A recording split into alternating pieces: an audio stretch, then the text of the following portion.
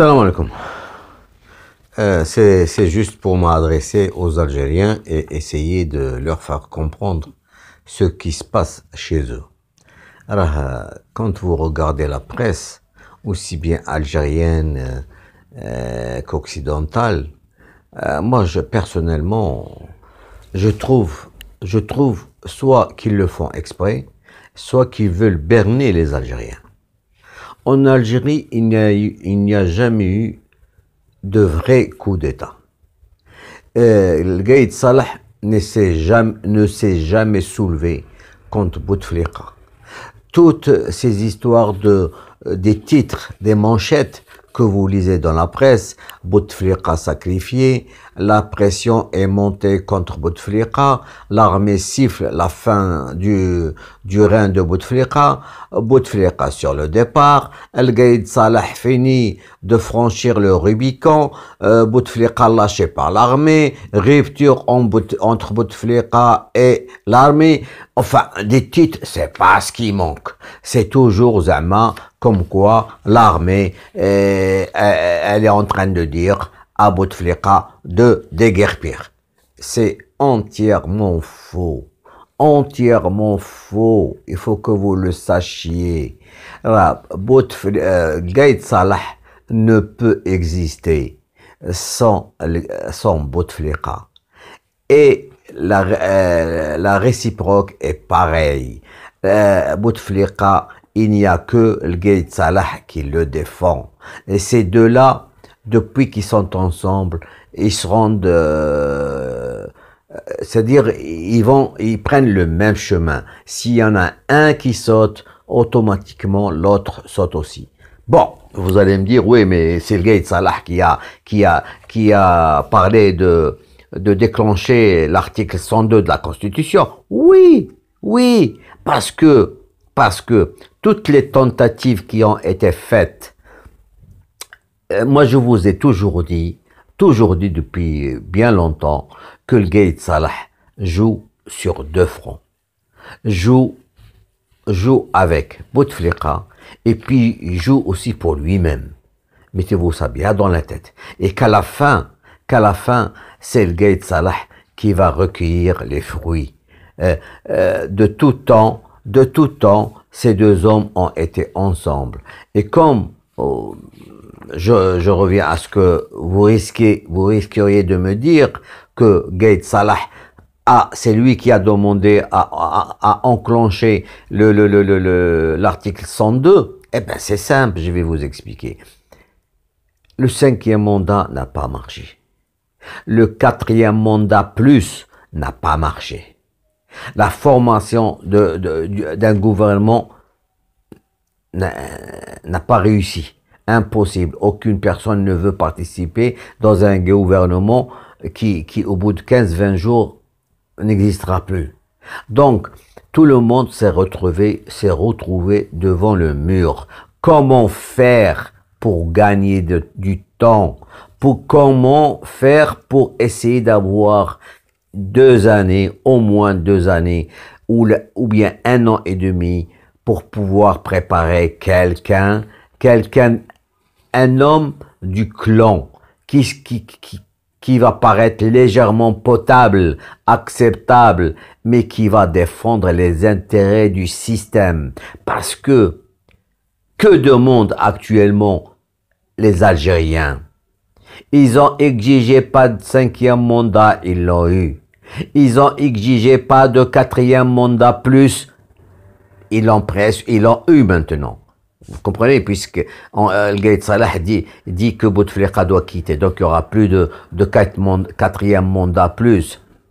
Ils ont tout manigancé à l'époque du 4e mandat plus, le temps des négociations, une table constituante, former un gouvernement provisoire, faire des élections, et tout ça allait durer minimum 1 an et demi à 2.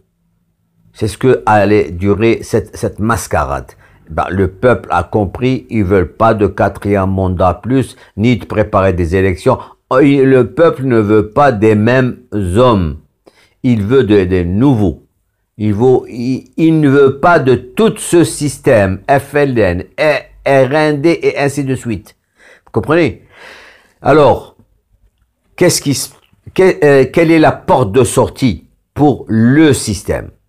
Comment faire? Parce que, écoutez, là, le système, il va pas quand même pas donner les clés de la maison bien garnie à des nouveaux venus. Il faut qu'ils gardent cette maison. Tous les moyens sont bons, toutes les ruses sont bons. Bon, alors on se met d'accord avec Bouteflika, avec El Gaïd Salah. Voilà, tu vas enclencher. Parce que ce n'est pas, le système, ça n'est pas simplement Bouteflika. C'est les Bouteflika et toutes les politico-financiers du pays. Tous les hommes d'affaires, les politiciens véreux, tous les partis de la coalition. Mais ça, il faut bien les sauver. Enfin, parce que le peuple ne veut pas d'eux. Ils sont tous connus. Alors, comment faire? On va essayer d'aller autrement. Autrement, c'est-à-dire dire, allez, on va enclencher l'article 102. Bouteflika, il sera derrière les rideaux, mais il est là. Il y a son frère, il y a la famille et tout le truc. On va provisoirement mettre un homme de paille à la présidence, qui sera Ben Salah. Ben Salah, il sera là. Non, il sera là pour au moins 45 jours. Et d'ici là, Ben Salah va essayer d'organiser des élections, mais ces élections, le peuple n'est pas prêt dans 45 jours de choisir ses hommes à lui. 45 jours, c'est très peu. Il faut d'abord changer la constitution. Il y a tout un système changé de constitution que les hommes qui sont déjà au pouvoir disent, le peuple n'en veut pas. Alors, il n'y a jamais eu Bouteflika sera toujours là. Le système Bouteflika qui existe depuis 20 ans, qui s'est enraciné, et ce n'est pas avec le départ de Bouteflika que il va s'en aller. Je vous explique que El Gaïd Salah, Gaïd Salah a été fait par Bouteflika. Et Gaïd Salah n'existe que par Bouteflika. Demain ou après-demain, Bouteflika s'en va, automatiquement, il y aura des nouveaux venus au sein d'un gouvernement qui risque du jour au lendemain de foutre dehors El Gaïd Salah, de changer, de mettre de nouveaux généraux, de chambouler l'armée, et puis Gaïd Salah va se retrouver à rendre des comptes. Comme les Bouteflika aussi doivent rendre les comptes, comme toute la mafia politico-financière qui doit rendre des comptes. Alors, ils ne sont pas prêts de rendre les clés. Mettez-vous ça bien dans la tête, que tout est calculé. El Gaïd Salah, s'il a enclenché l'article 100, il a demandé, et même si ce n'est pas à lui, parce que n'oubliez pas que le Gaïd Salah, comme je vous ai dit au début, il joue sur 2 fronts. Le front que si jamais ça pourrit, il est là, lui. C'est le garant de la Constitution, le gardien de la sécurité du pays, de la paix. Voilà. Il a son armée. Voilà. Ça, c'est au cas où ça pourrit politiquement du côté du système. Et lui, il est là. Il va récolter parce que n'oubliez pas que le Gaïd Salah, lui aussi, il a ses intérêts. Il a tout, Annaba tout entière lui appartient. Alors la famille, le Gaïd Salah, vous croyez comme ça, ils vont donner les clés à des nouveaux venus? Mais non! Tout ça est bien calculé pour qu'aussi bien le Gaïd Salah trouve son compte, que la famille Bouteflika, je ne parle pas du vieux Bouteflika, le vieux Bouteflika, on va le mettre dans un côté, dans une résidence très bien aménagée pour qu'il puisse finir ses jours et qu'il puisse avoir des funérailles nationales. Ça, mettez-vous ça bien dans la tête.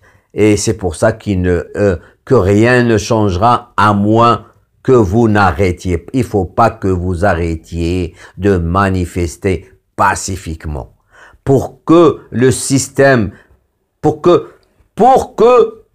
les pressions se fassent hors de l'Algérie, que les pressions viennent des pays occidentaux pour qu'ils les forcent à quitter le pouvoir, pour qu'ils les, comment dire le mot, qui les menace de sanctions économiques, d'embargo, de blocage de comptes bancaires et ainsi de suite. C'est la seule façon pour eux, pour ces gens-là de quitter le pouvoir. Pour qu'ils quittent le pouvoir, pour qu'ils donnent les clés de la maison à des nouveaux venus comme ça, non. Ces gens-là ne quitteront jamais le pouvoir. Il faut les chasser.